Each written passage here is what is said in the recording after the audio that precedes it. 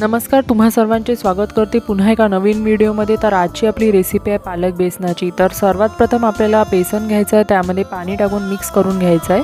आता आपण कढई घेऊया, त्यामध्ये तेल टाकायचं आहे। तेल गरम झाल्यानंतर त्यामध्ये मोहरी, हिंग, मेथीदाणा आणि जिरं टाकायचं आहे।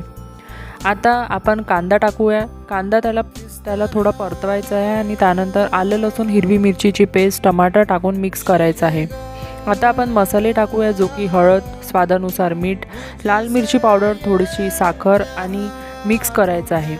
आता मी पालकला छान प्रकारे वॉश करून कट करून घेतलेला आहे आणि टाकून दिलं आहे। थोडंसं मिक्स करून शिजू द्यायचं आहे। आता आपला जो पालक आहे त्याला पाणी सुटलेलं आहे। आता जे आपण बेसनाचा घोळ बनवला होता तो टाकायचा आणि मिक्स करायचा आहे। थोडासा गरम मसाला टाकून मिक्स करून पुन्हा थोडा वेळ शिजू द्यायचा आहे। आता पहा, आपली जे बेसन आहे बनून तयार आहे। वरून कोथिंबीर टाकूया आणि आपलं पालक बेसन बनून तयार आहे। ही रेसिपी टिफिन बॉक्समध्ये देखील